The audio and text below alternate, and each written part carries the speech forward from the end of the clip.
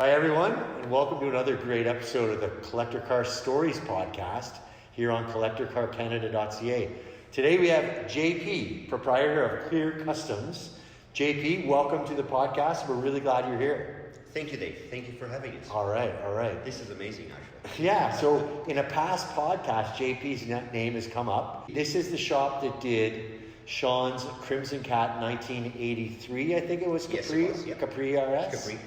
So it just dawned on me then, even though you and I had done some business before, what a great place to come to shoot a podcast. So here we are. Thank you. So we're going to probably shoot a couple episodes today. This episode you're watching right now is not going to be about the fantastic 67 Chevelle behind us. We're going to talk about this 67 Chevelle in another episode. In this episode, we're going to take a little tour of your shop and have you tell us a bit about some of the cars. Love it. What kind of cars are we going to see, JP? Just about anything and everything you can think of. We do not specialize in one brand, one marquee per se. We just love cars in general. I kind of noticed that as I was wandering around out there. There was not a consistent theme throughout. I saw domestic muscle. I saw British. Yes. I think I saw some German. So yes, there is two Mercedes. Yeah, so there's going to an Italian car kicking around as well. So in this episode, we're going to see quite a range, and we'll get you to talk about them then. At this stage, though, I'm going to remind people that please remember to like, share, and subscribe if you like the podcast. If you like it, it helps us out and gets the podcast in front of the eyes that want to see it.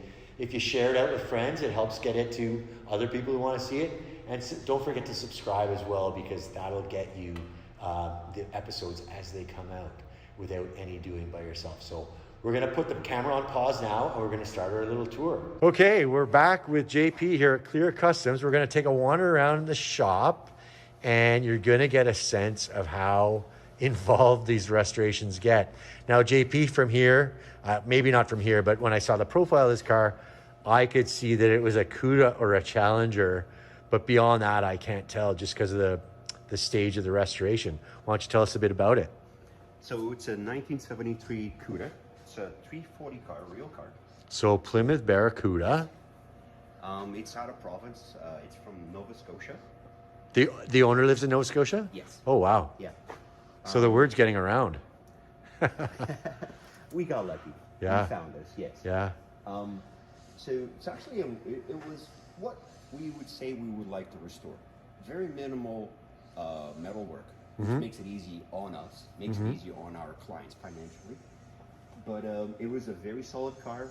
It was raced in its whole entire life. So what we really dealt with was really the racing accidents and the poor little repairs that they did just to bang panels out, get back on the track. Right. So that's really what we repaired. And we replaced the floor because someone at some point had replaced patched the driver's side floor and toe boards, and cosmetically it didn't look right. So we opted out for replacing the actual complete floor, which has some nicer lines and a nicer fit, and it's just better appearance. Those springs look like they're for under the hood. Do I have that right? Yes, those are. That's just where they're sitting hinges. today. Correct. Yeah, yes. yeah. So car's in pretty much ready for paint. It's in its last 80 bits of prep work. As you see, some of the cowl and A-pillars and engine bay have already been sprayed.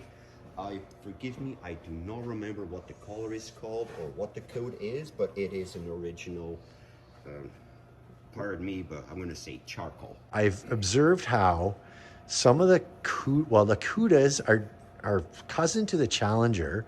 They're really not much different, but the Cudas seem to be worth more money. And I wonder if you're observing the same thing, and if so, why you think that might be. I think it's just their racing history. Yeah. All of the AAR Cudas, and basically all of the 70s racing that they've done. And also it's a smaller car, in my opinion, to the Challenger, making it lighter, possibly easier to handle. Therefore, more appetite to buy a Cuda than versus a Challenger. Another in my opinion. Couple little attributes that are just coming to mind now, actually. There was no modern Cuda, like there's a modern Challenger from 08 to 23. And the name Cuda. There's just something about that name that's short for Barracuda. Yeah. I'm noticing a custom sign up here on the wall. I hadn't noticed that till Oh, my father-in-law and son actually made that for us when we moved here. Fun, fun. All right, moving back Grandfather here. And grandkids project. Very good. Yes, this is a 55 I think I see a T-Bird. T-Bird, yes. Yeah. It's a 1955. Just in the same stage of prep and paint. I believe this undercarriage, engine bay, and trunk have been painted. Now it's just waiting its turn to make its way into the paint booth for its final color. And let me tell you, I have to work to get the right shade of green for this car. Okay. Somehow, some way in 55, Ford called this Ford Blue. All right. But it appears green. And that really threw us off. So luckily, BASF has an incredible library of still these old colors that whenever we get stuck and we can't mix something, they come up and they basically email us a formula, and then we are able to mix whatever color you need today. I'm fascinated by the discipline of paint mixing. You should show us where you mix outside of the booth It's a bit of a science, really. I'd Chemistry say and science all together. That's a bit of an art form too, isn't it? Yeah. Yeah. I'm reminded earlier in the season we did a couple of episodes with a friend of mine named Andrew, who's a T-Bird fiend. He owns either a 56 or 57, so it's pretty much the same body style as this, different engine, but the day we filmed with him, he had his 68 T-Bird, so quite different in 68 from the 55s to 57s. But a pretty car, yeah. They are very. So here we've got, this one's a coupe. Karmann Ghia. I was expecting to see a convertible, but it's a coupe, so yeah. It will be convertible in the next couple of weeks. So Volkswagen Karmann Ghia. Yep. And what do you mean by it will be a convertible in the next couple of weeks? What the client dropped off to us about a year and a half ago was a convertible Karmann Ghia. Uh-huh. And we went through basically a transformation and ended up buying another body, which was local. It was a coupe to scavenge parts from that one local body into this Karmann convertible. Okay. So, floors, heated channels have been replaced. The front fenders have been replaced, as you see it. The quarter panels were reworked. And so we've got the car pretty much square now, and we're just about getting ready and geared up to cut the roof off and turning it back into its original convertible condition. Wow. Now, you said 71. 71, yeah. I know I don't expect you to be an expert on every car that's in your shop, but I know there's a distinction about tail lights in the early 70s with the Karmann Ghias. I think the bigger tail lights started around maybe 74? Because these ones aren't as big as I'm picturing. I think the 70 or 71 when they went to the wider, and they come out, they protrude more on the back end here. Yeah. I think the up to 68 or 69 was the last year of the all red, smaller, narrower tail lights. So these ones, I see sections in the metal even. Those probably relate to different bulbs and colors. Yes. Is that right? Yeah. And we see venting here. You don't see that on every trunk lid. That's because the engine is back here, isn't it? And it's air-cooled. Yes, air-cooled. Okay, so here I think I see an original Cobra Jet Fastback. What would this be, JP? I'm looking at the front. Would that be a 70? 1970, yeah. Yeah, because we don't see the two big round headlights we'd see in 69. And you call it a Cobra Jet, but I have a feeling there's no engine in there right now. The engine is right there. It's a big 428. You know the interesting thing about this? What's that? If we foul up the plugs the day we get it started, we're going to have to pull the engine out. Yeah, they're that close. You got to replace the spark plugs on that, you have to lift the engine up. Okay, I see. And this looks like a later C1 Corvette. And this is a long-term project waiting on parts. Okay. Yeah, that is 61. 61, yeah. I think 62 last year for C1. I believe. Yeah, and then 63. I think that'd be a dual headlight setup.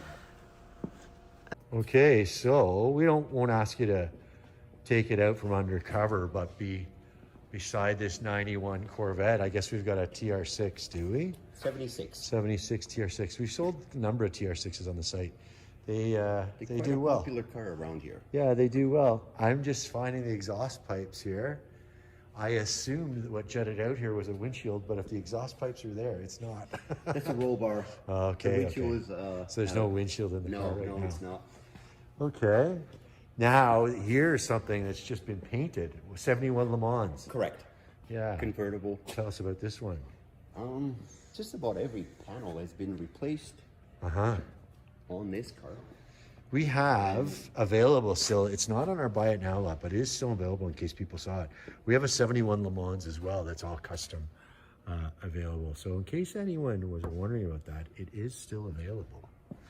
But it looks remarkably similar. It's a finished product, but this one's getting close. Yes, we're just in the last 80 bits of cut and polish. Yeah, Basically detailing all of the little paint, flaws the paint, that happen in the paint booth while we spray. paint looks looking pretty awesome. And those might even be This is original actually wheels, the eh? 66 Daytona Corvette Daytona Blue. That's Okay. the name of the Coupe. Okay. This was a red, original red car. But those wheels might even be factory. PMD. Unfortunately, it's upside down here, but PMD for Pontiac Motor Division. I like seeing that brand. Now, we were talking about Challengers and Cudas. I think we saw a Cuda, and now we've got A70 a Challenger. Challenger. Yeah. And I think this color would be called Plum Crazy. Do I have Coupe that right? C7, correct. Plum Crazy? Plum Crazy, yes, right. The names of the colors sure were fun. There was Plum Crazy, Sublime, Panther Pink, was Mellow Yellow. Mellow yellow. Yeah. I gotta say, Chrysler designers, they're in the world of their own. Yeah, I I'm agree. not sure what they're doing in their spare time, but they came back into that design table and they're coming up with some pretty interesting designs and colors. Now this One car. thing I have yet to touch, Dave, is a flower car. Oh yeah. I've only seen them at car shows, Yeah. but I have yet to have one come through yet. This car looks like it's here for mechanical work, though, not paint. Actually, we're at the last 80 bits of electrical, dealing with some issues with the LED lights, Yeah. giving us some troubled flashers. But the only thing original of this car are the aprons and the rockers. Every piece of panel was replaced. So here's a fun fact. We can see the dual headlight setup here in the Challenger. The 08 to 23 Challengers are not really your domain, I don't think, JP. No. You're more on Too new for us. the 70 to 73s. Yeah, we so like we can messing see around with carburetors. two different headlights here, two separate pieces. You may not believe this, but the 08 to 23 Challengers, it looks like two separate lights, but that's just a covering. It's actually one flat lens. It's an illusion. If you take the cover you had me off, fooled. if you take the cover All off, along, I'm thinking there are like 4 headlights. no, if you No, take the had me cover fooled, off, you'll man. see there's one flat lens. And that's what I get for having been the accountant at a small group of Chrysler dealerships in another life. And I like to hang around the body shop. And I saw a Charger disassembled once, or a Challenger rather, and that's what I I saw. had no idea. Yeah, I know. I mean, I've never. We're not never supposed paid to know. Never paid attention. But We're not supposed to know. Okay, well, here's a giveaway what this is. It looks almost like MASH, but I know this is a Nash 61. British built car. Correct. Boy, this looks like a American car. no expense spared restoration on this one. Yes, yeah, you can say that. Yeah, wow. It's really something. But this is probably the smallest car. In all honesty, we have restored. Uh-huh. But in its size, it was actually quite complex to restore. Okay. The design and the construction of these quarter panels, There's a nook how and a they cranny. attach More, here, yeah. is something we haven't seen until we actually touch this car. The nooks we and got schooled here. The nooks and crannies are closer together on a smaller car, I guess. Yes. Yeah. Yeah. So, and this is what I was saying that I mentioned in a previous episode. Yeah. Is that doesn't matter the size. And traditionally, American cars are huge Sure. compared to a British-made, yet American or British-made car. Nash. It has no bearing on the overall cost Right. of what it takes to do it, and then time. Well, you can see even just in this door, all the detail in that door. There is quite a considerable That's amount not just of a detail. flat door. And I have to say, we're very lucky that even a car like this, there is appetite in Nash Metropolitan Nashes, and there are there's a still following. a lot of Yeah. parts available. I can buy good. almost anything you can think of for something like this. Yeah, yeah. And that makes my life a lot easier. Okay. But yeah, it's still, the price of the restoration still gets driven through the labor. Well, there's something special about this particular car to its owner, right? And that's why it's here. All right, JP. So this, as I was growing up in the 70s and early 80s, this was what we considered the fanciest. I think we have a Rolls-Royce here. Yes, Silver 1978 Shadow. or 79, Silver Shadow too. And you're right, Dave, back in that era, this would have been considered the safest, most luxurious automobile on the road. And I say safety because this car actually has a spare brake system. Oh, really? A redundant second braking system? I was not aware of that. Uh-huh. But yes, each front wheel has 2 calipers. Okay. So it's got 2 nitro tanks mounted beside the engine block, which basically supplies you vacuum in case your regular brakes fail for about, I can't remember, 150 miles or 150 kilometers, basically enough to get you home. Get you home. Or to the nearest repair or dealership so that you could get your brakes redone. But yeah, quite an interesting setup. Here's some neat detail. The I'd say headlight wipers, but they're not wipers, they're brushes. A brush. Yeah. Yeah, never seen that. And the big graceful grille, of course, with the Flying Lady. But yeah, just such an imposing front end. I do think it's a fun gag meant in deference to the Rolls-Royce when we see one of those grills on a VW Beetle. We see that in the hobby, of course. So you said this a 78 or 79? It's a 70, I believe 79. Yeah. So this would be the 6.75 liter V8. Yep. And does it have a GM transmission?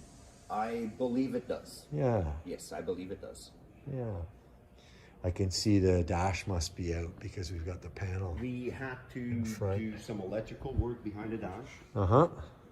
Basically, the car came in from maintenance. It had a couple of brake leaks, which we've gone through the whole brake setup. Uh-huh. And one interesting part about this car is the braking system also works the self-leveling suspension. So the brake fluid runs both systems at the same time. So integrated systems between the two. Wow. Which is very similar to the Citroën, the French Citroëns, the DS's. Once you talk Citroën, I know we're talking about something complicated and advanced. But it is the same concept. Yeah. Basically. Yeah. When it comes to brakes and the suspension. Now this Rolls, is it an original car or is it restored? No, this is an original car. Original it's car, actually right? from the Middle East. I believe it came from Lebanon. I see Mission Hills here. And it came through the Middle East into California. Okay. Spent a few years in the U.S. in California, and the owner decided to bring it back to Toronto. The dash is apart, but it doesn't look right. unrecognizable. Yeah. Smell that leather. Yeah, I can smell it. It's got that old car smell. 78, and you still get wow. that, man. Like, seriously, you can't replicate this today. No, I've been around Porsches in that era that the leather smells somewhat similar. Similar, yeah. Yeah. There's something very unique and distinctive about the smell of an Old car smell. It beats new car smell any day. Yes, 34 Mercedes. It is a Kit car. Mercedes. Okay, it's a kit. What are the guts of it underneath, JP? Late 70s Camaro 350. Okay. So a second generation Camaro. Correct. Right. And again, it was in for some oil leaks. Engine transmission came out. We discovered a few electrical gremlins that we now have wired the car completely from headlight right through the dash all the way to the taillights. It's been completely rewired. So you mentioned second generation Camaro for, I guess, frame. Frame. So Does that mean subframe. the powertrain is Camaro, Chevy. GM as well, GM, eh? correct. Right on. And I love the headlights. Like, Yeah, huge. they're Look at neat. that, eh? Like this. And pretty close together. Yeah. And the horns are visible. And for a kit car, it's well in proportion. I agree. For a That's kit car, why I like it is well done for a kit car. It is. And it was family built. It beats My client's grandfather built this car a couple of years ago. It beats the Fiero-based Ferrari kits, I'd say. Yeah. Okay, moving on. There are cars everywhere. This looks like an early Mustang, 65 or 6. This is actually a very close, it's a shop car. In the rear, I can see Very it's a close Fastback. GT350 clone.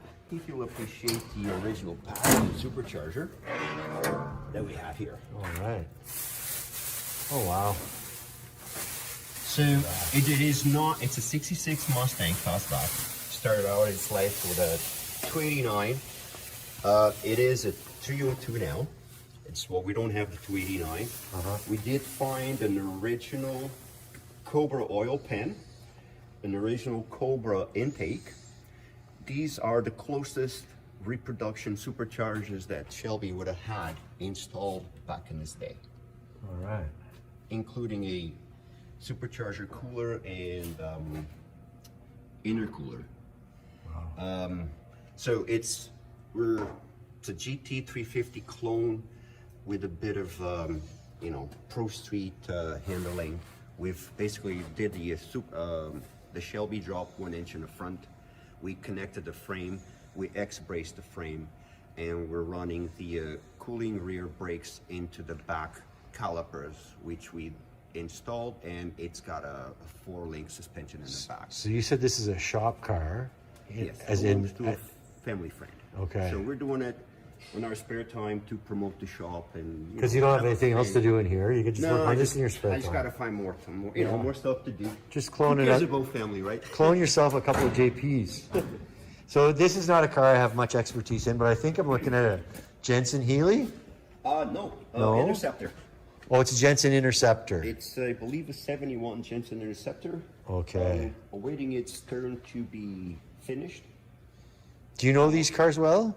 I am somewhat familiar. I This think- is basically a Mopar drivetrain. I was going to say these have a Mopar drivetrain, I've don't they? restored an earlier Jensen, Okay. the model before this, which had the exact same drivetrain, which was a Mopar 440. 440.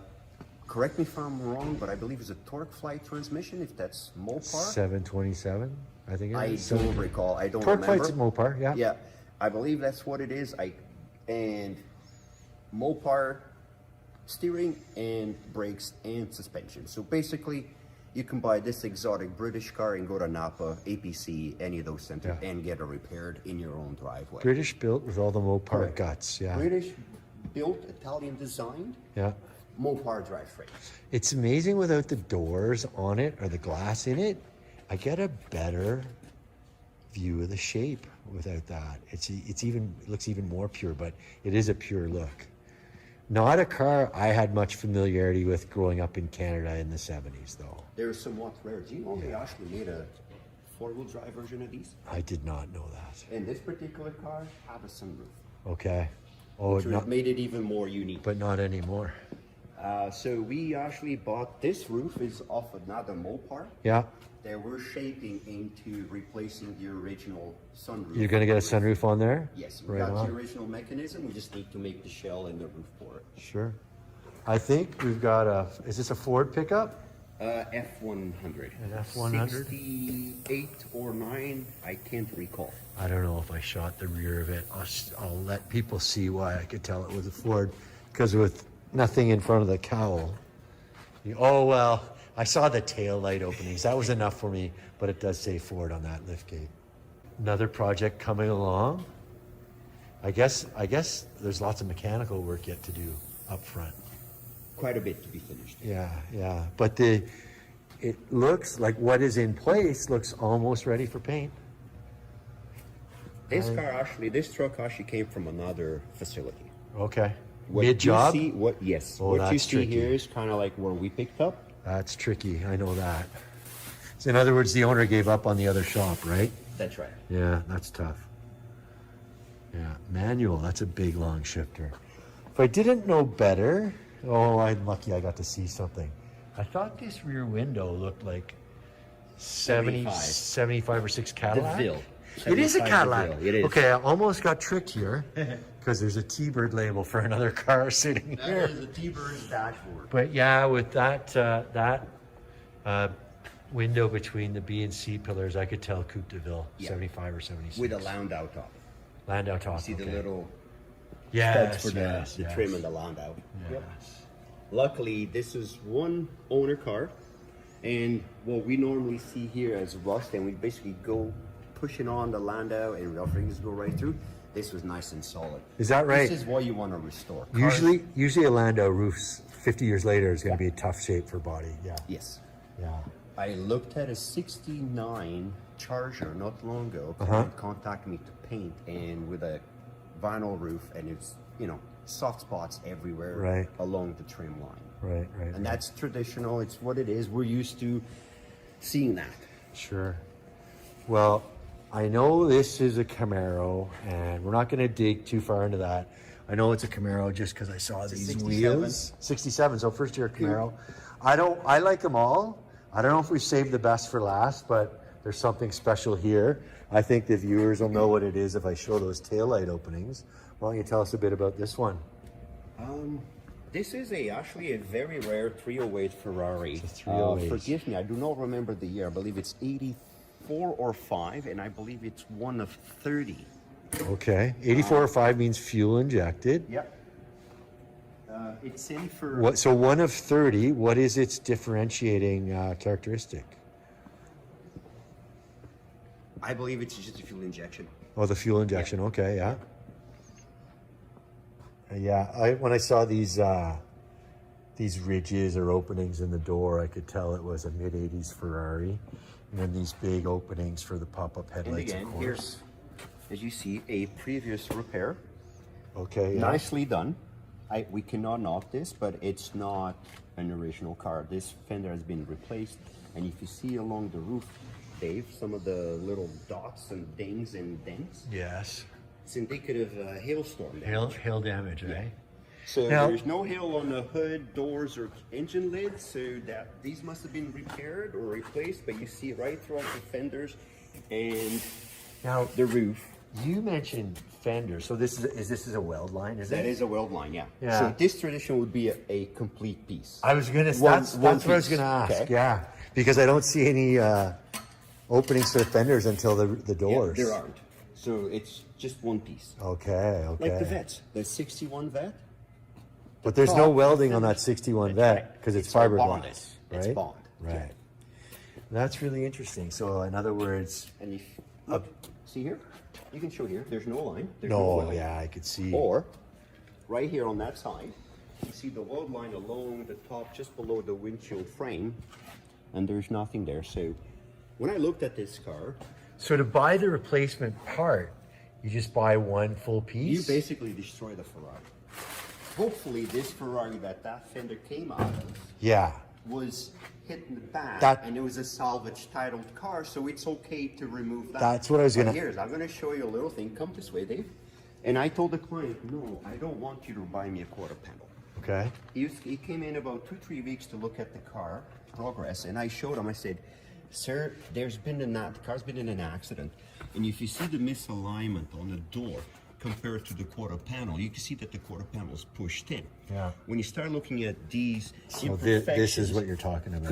correct. So you basically your hands hit the door. Yeah. So the quarter panel needs to come out. The door does not go in. Okay. And what shows us that is the little imperfections that someone has done at some point in the past to try and remedy the accident that happened on this side. So when we see this and we see this here, Yeah. in my mind, this car's been T-boned at On some the point passenger or side. wrapped around the pole. So what I was gonna ask. Nothing serious. Right. This was not a salvage title car. Right. This is cosmetic work. There's no structural damage here at all. All right, JP, for another episode, I just wanted to say thank you for showing us around the cars in the shop. Really neat stuff you're doing here. Various states of restoration. That Challenger we saw is really close, whereas you said the Cuda is close to paint, but it's probably still got a fair bit of work yet to do. Yes. But remind us again of the name of your shop and your town. So we are Klear Kustoms. And we're very proud to work and live in the little town of Dunnville, Ontario, Canada. Oh, I love the way you answered that question. With roots, the company's got roots in Brampton, but you've been in Dunnville, what, 11 or 12 years? 11 years now, yeah. Yeah, and I know you're active with a show at the Air Museum. The Air Museum here in Dunnville? Yeah, so I'm bought a lifetime membership of our number 6 RCAF museum. Yeah. As well as I am Dunnville's Dunnville's Chamber of Commerce Yeah. events and programs director. Yeah, That's a mouthful of words. We'll get some promotion on the screen about that too to promote it for you. But again, wanted to thank JP of Klear Kustoms for walking us through his shop and giving us 2 great episodes. Awesome. Thank All you, right, Dave, JP. for your time. Thank you.